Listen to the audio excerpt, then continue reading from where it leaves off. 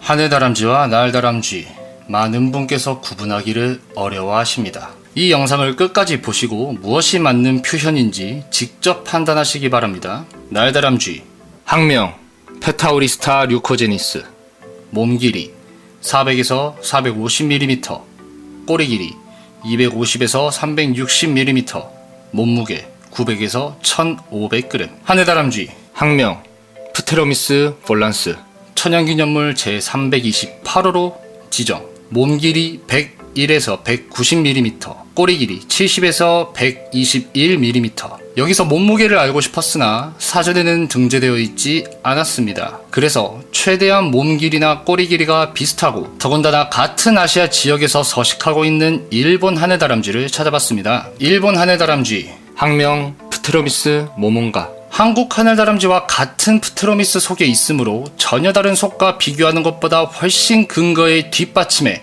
힘이 실립니다. 몸 길이 140에서 200mm, 꼬리 길이 100에서 140mm, 몸무게 150에서 220g. 우리나라 하늘다람쥐의 머리부터 꼬리 끝까지의 길이는 171부터 311mm, 일본 하늘다람쥐의 머리부터 꼬리 끝까지의 길이는 240에서 340mm. 우리나라 하늘다람쥐가 일본 하늘다람쥐보다 전체적으로 약 45mm 차이가 난다고 칠 때 일본 하늘다람쥐의 머리부터 꼬리 끝까지의 평균 길이는 290mm, 평균 몸무게는 185g이 나오므로 비례식을 세어본다면 156.2g.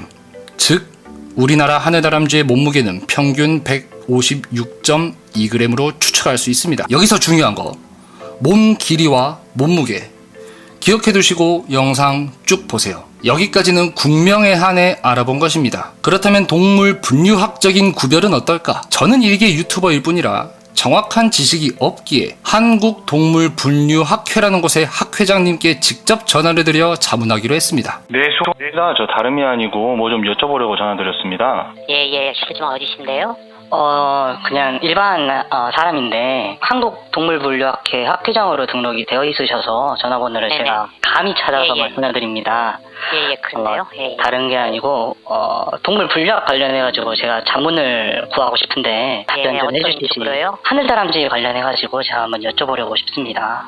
아, 하늘다람쥐요? 네네. 그걸 전공으로 하는 사람이 국내엔 제가 알기로는 없는 거로 알고 있는데 아, 네. 혹시 하늘다람쥐가 대부분 국립공원에 서식할 테니까 네. 국립공원 연구원 쪽으로 한번 문의를 해보시겠어요? 제가 우리 회원들 가운데 그쪽을 전공으로 하는 사람이 기억이 떠오르지 않네요. 네, 알겠습니다. 국립공원 연구원으로 문의를 해주시고요. 일단 그쪽으로 먼저 연락을 취해보세요. 월요일부터 수고 많으십니다. 다름이 아니고 뭐 좀 여쭤보려고 전화드렸습니다. 네. 하늘다람쥐에 대한 분류학적 정보를 제가 좀 얻고 싶어서 동물분류학회장님께 먼저 전화를 드렸었어요. 그런데 죄송한데 전화를 어디 본 전화로 제가 전화를 당겨받은 거라서. 아, 그래요. 여기 제가 국립공원 조사연구부 쪽으로 제가 전화를 드렸거든요. 네네, 저희 조사연구부는 맞는데 하늘다람쥐에 대한 분류학적 특성 같은 경우면은 저희 쪽에도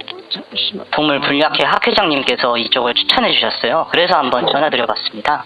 아, 그러신가요? 네네. 저는 포유를 하긴 하는데 저도 대형 포유류 쪽으로만 전공을 네. 하고 있는 사람이고 생태 쪽이다 보니까 분류 쪽에 대한 내용은 제가 조금 약할 것 같고. 그게 제가 막 대단한 걸 여쭤보고 싶은 게 아니고 하늘다람쥐랑 날다람쥐랑 정확한 분류가 없더라고요. 저희도 그 하늘다람쥐와 날다람쥐에 대한 것들이 그렇잖아요. 기존에 저희 쪽에서 혼용돼서 쓰다가 날다람쥐 같은 경우 생물자원관에서 저쪽 일본 쪽에 주로 서식하고 국내에는 없는 걸로 해서 하늘다람쥐만 지금 그렇죠. 등록에 포함되어 있거든요. 그래서 네네. 그 형태 크기라든지 이런 것들에 약간 차이가 있다고는 저도 이야기는 들었는데 이게 전체적으로 세부 항목에 대한 어떤 차이나 이런 형태적인 분류까지는 저희 쪽에서도 자료가 그렇게 저한테는 지금 자료가 많이 없거든요. 그래서 네. 저희 쪽에 지금 소형 포유류 쪽을 좀 담당하시는 분이 계시거든요. 네네네. 그분이랑 전화를 한번 연결시켜 드려볼게요. 네, 알겠습니다. 감사합니다. 네, 들으세요. 네. 네, 전화 바꿨습니다. 연구원. 네, 월요일부터 수고 많으십니다. 뭐 좀 여쭤보려고 전화드렸습니다. 네, 말씀하세요. 다름 아니고 하늘다람쥐에 대한 분류학적 정보를 좀 얻고 싶어가지고 동물 분류학회장님께 먼저 전화를 드렸었어요. 네. 그랬는데 이쪽으로 추천을 해주셔가지고 제가 감히 전화를 한번 드려봤습니다. 아, 네네. 어떤 것 때문에 필요하신 거예요? 두 가지를 여쭤보고 싶은데 제일 처음으로는 하늘다람쥐와 날다람쥐에 대한 정확한 분류가 없더라고요. 제가 좀 찾아는 봤는데. 우선 제가 말씀드릴 수 있는 거는 네. 우리나라에서 국가생물종 목록에 등재되어 있는 국명은 우리나라에 서식하는 그 하늘다람쥐는 하늘다람쥐라는 국명을 갖고 있는 종이 맞고요. 뭐 아시겠지만 이 동물마다 종명과 학명이 있잖아요. 그렇죠. 거기서 하늘다람쥐라고 하는 애의 학명과 지금 말씀하신 날다람쥐에 대한 학명은 다르거든요. 네, 달라요. 맞아요. 우리나라에 있는 하늘다람쥐는 국가생물종 목록에 있는 시베리안 플라잉 스퀘어 해가지고 거기 나와 있는 학명이 맞고 국내에 이런 다람쥐과의 하늘다람쥐는 단 한 종밖에 없어요. 근데 말씀하신 그 날다람쥐는 보통 우리가 일본에서 말하는 하늘다람쥐와 같은 속의 애들을 말을 하고 있는 건데 정확하게 우리나라 명칭의 날다람쥐라고 부르지는 않습니다.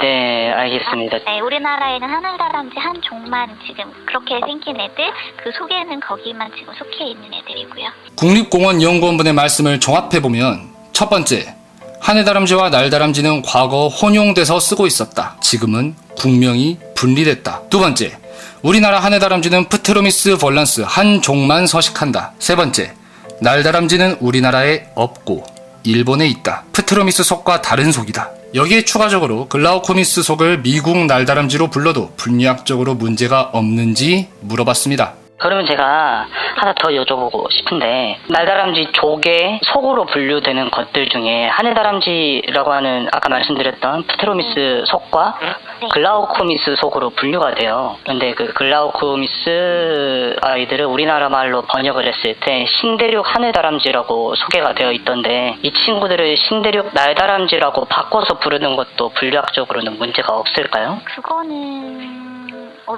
제가 잘 모르겠어요. 아, 우리나라에서 네. 딱 국명이 있어서 그렇게 해석이 되는 경우들도 있고 네. 근데 국명이 없는데 그냥 영어에 있는 영명을 그대로 해석해서 갖고 오는 경우들도 있기 때문에 네네네. 왜냐면은 한국에서 있는 종이라고 할지라도 영명이 그대로 국명으로 번역되지 않는 경우들은 많거든요. 그렇죠. 우리나라 분류 체계상 맞다 틀리다는 한 번 더 검토는 필요할 것 같아요. 아, 그럼 아직 확정 지을 수는 없다라고 의견을 주어주시는 거죠? 네, 맞습니다. 네, 알겠습니다.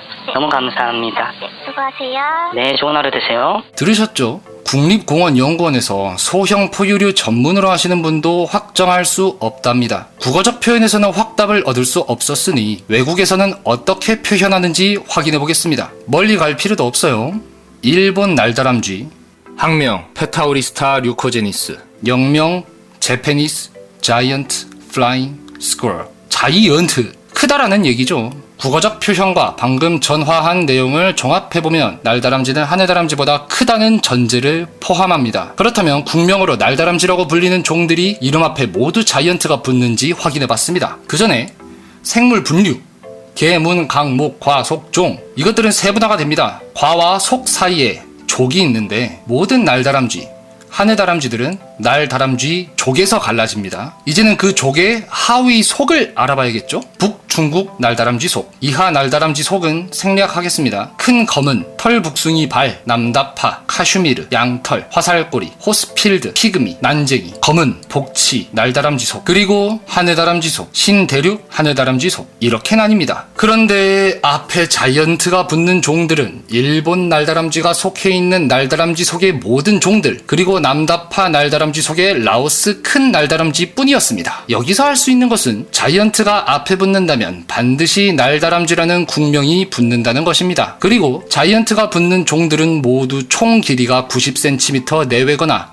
그 이상이었습니다. 이제 날다람쥐와 하늘다람쥐를 구분하는 기준을 정확히 알기 위해 50여 종이 넘는 날다람쥐족에 포함된 종들의 총 길이를 모두 조사했습니다. 신체적 특성 중 가장 도드라지는 부분이 몸 길이기 때문이죠. 종의 영명은 모두 레드리스트에 등재된 이름을 썼다는 것을 미리 알려드립니다. 안타깝게도 저는 동물학자가 아니다 보니 인터넷 검색에 의존해야 합니다. 여러분께 모든 종의 몸 길이를 알려드리고 싶었지만 정보가 부족한 종들도 있었기에 수치가 제시된 종만 가져오겠습니다. 복잡한 자료가 많이 나옵니다. 제 주장의 근거를 뒷받침하기 위해 반드시 제공해야 하지만 흥미없는 내용이므로 2초 간격으로 빠르게 넘기겠습니다.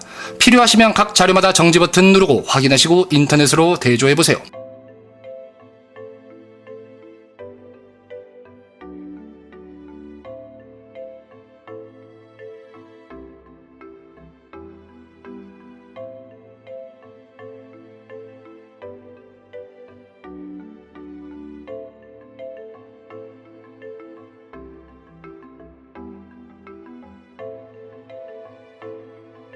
보여드린 자료를 총 길이로 종합하겠습니다. 국명으로 날다람쥐로 불리는 종, 복치 날다람쥐 60cm, 남다파 날다람쥐 100.5cm, 양털 날다람쥐 85에서 114.5cm, 토마스 날다람쥐 83cm, 트라방코르 날다람쥐 57에서 61cm, 바실란 날다람쥐 77.5에서 97cm, 큰 검은 날다람쥐 92cm, 수염 날다람쥐 31.5에서 36.8cm, 털 북숭이 발 날다람쥐 35cm, 붉은 뺨 날다람쥐 34cm.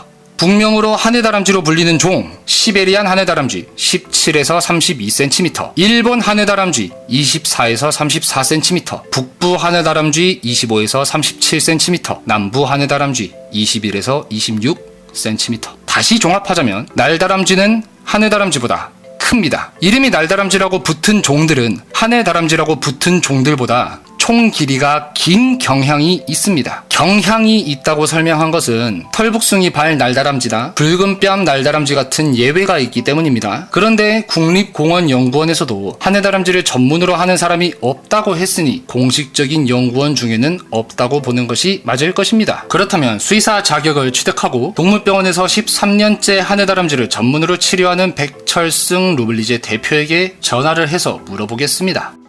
지금 하네다람쥐랑 날다람쥐에 대한 차이를 제가 한국 동물분류학회에도 막 전화를 해보고 국립공원연구원 거기에도 전화를 해가지고 물어봤는데 정확한 답변은 이제 하네다람쥐는 우리나라에 있는 애들만 하늘다람쥐고 날다람쥐는 일본에 있는 재패니스 자이언트 플라잉 스코럴 걔네들을 칭한다 라고 하더라고요. 날다람쥐는 영어로 플라잉 스쿼럴이 아니라 자이언트가 앞에 붙어요. 플라잉 스쿼럴하고 자이언트 플라잉 스쿼럴을 하늘다람쥐, 날다람쥐로 구분을 해요. 그래서 슈가글라이더도 유대 하늘다람쥐라고 하는 거예요. 크기가 몸 길이가 3cm 미만은 넉넉하게 잡았더라도 몸 길이가 14cm 미만은 전부 하늘다람쥐예요. 그냥 하늘을 날고 이게 설치류든 유대류든 뭔가 다람쥐같이 생겼으면 다 하늘다람쥐라고 부르는 거예요. 그리고 몸 길이가 뭐 이렇게 16, 7 이렇게 중간 단계는 없고 대개 한 18cm부터 시작될 거예요. 중형들, 날다람쥐들. 걔네들은 통상적으로 날다람쥐라고 불러요. 그러니까 만약에 슈가글라이더도 만약에 지금 슈가글라이더보다 몸무게가 2배 이상 차이 나는 몸 길이 막 19cm 막 이런 애들이 발견이 된다 하면은 걔들의 이름은 유대 날다람쥐가 될 거예요. 아까 제가 말씀드렸던 그 일본 자이언트 플라잉 스컬이라고 말씀을 드렸는데 그럼 걔네들은 날다람쥐가 맞는 거죠? 자이언트 플라잉 스컬. 영어로도 자이언트가 있으니까. 네. 근데 제가 다른 종들도 막 찾아봤는데 자이언트 플라잉 스컬이라고 분류가 안 되는 애들도 날다람쥐라고 부르더라고요. 그러면 이게 번역상이 오르죠. 왜냐면은 슈가글라이더도 외국에서는 플라잉 스컬이라고 불러요. 네, 그러니까 우리가 슈가글라이더가 영어니까 슈가글라이더라고 부를 것 같죠, 외국에서. 이게 호주인가만 그렇게 부르고 우리나라 같은 경우에는 슈가글라이더라고 부르는데 이게 영어권 국가인데도 불구하고 영어를 좀 잘 안 쓰거나 좀 다른 데랑 좀 혼용해서 쓰는 나라들은 슈가글라이더라고 정확히 안 부르고 그것도 그냥 플라잉 스컬이라고 해요. 그러니까 그 분류 자체가 영문이 되게 엉터리예요, 그냥. 네, 그러니까 그걸 너무 믿으면 안 되는데 일단은 자이언트가 앞에 붙으면 무조건 날다람쥐고요. 네. 자이언트가 앞에 붙지 않더라도 딱 봤는데 좀 이게 크다 싶으면은 날다람쥐라고 불러요. 우리나라 사람들은. 그러면 일단 우리나라 사회 통념상 아니면 국어 특성상 크면 날다람쥐, 작으면 하늘다람쥐라고 부르죠. 예, 크기로 분류하는 거예요. 이분께서도 제가 조사한 자료와 비슷한 답변을 주셨어요. 여기에 추가로 이분께서 하늘다람쥐와 날다람쥐의 어감 차이에 대해 주장한 것이 있습니다. 우리나라가 색깔에 굉장히 민감하잖아요. 저희가 색깔을 표현하는 말이 세계에서 제일 많잖아요. 아, 네네네. 푸르스름하다, 불구스름하다, 저희는 그냥 갖다 붙이면 말이 다 계속 나오는데, 다른 나라는 이렇게까지 많이 세분화되어 있지 않잖아요. 그렇죠. 하늘다람쥐라는 스카이라는 단어 있잖아요. 이 단어를 붙인 게 전 세계에서 유일하게 우리나라밖에 없어요. 스카이? 무슨 말? 그러니까 하늘이 영어로 번역하면 스카이잖아요. 아하, 네네네. 다른 나라 사람들은 자이언트 플라잉 스쿼럴하고 플라잉 스쿼럴로 구분을 했어요. 근데 우리나라 사람들은 되게 서정적이어가지고 얘는 크니까 날, 얘는 작으니까 하늘 이렇게 귀엽게 만든 예쁜 이름인 거예요, 이게. 큰 날다람쥐, 작은 날다람쥐 부르면 어감이 안 좋잖아요. 그러니까 외국에서는 큰 날다람쥐, 날다람쥐, 작은 날다람쥐 이런 식으로 구분하는데 우리는 하늘, 날 이렇게 좀 예쁜 단어를 붙여가지고 예쁘게 붙이려고 이게 전통적으로 내려온 단어고. 아하. 네, 그래서 조그만하니까 귀여우니까 하늘을 붙여준 거예요, 예전 사람들이. 네. 크니까 쟤 좀 크다. 그래서 우리는 알잖아, 날 붙이면 왠지 큰 것 같잖아요, 느낌이 살짝. 네. 이건 되게 우리나라의 예쁜 구분법이에요. 길고 길었죠?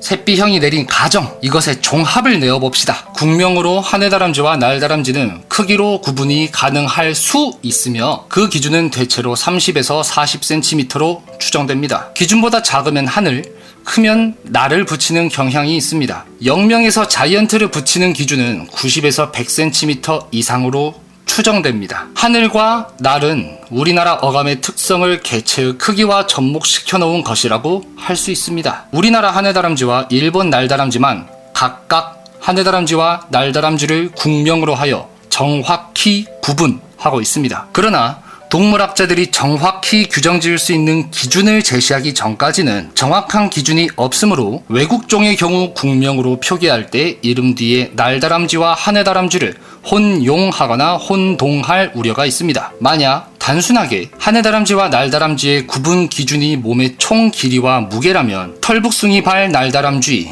붉은 뺨 날다람쥐와 같이 크기가 작은데도 날다람쥐라고 부르는 것들은 번역상의 오류가 있었을 것으로 추정됩니다. 만약 번역상의 오류가 맞다면 털북숭이발 하늘다람쥐, 붉은 뺨 하늘다람쥐로 정정해야 할 것입니다.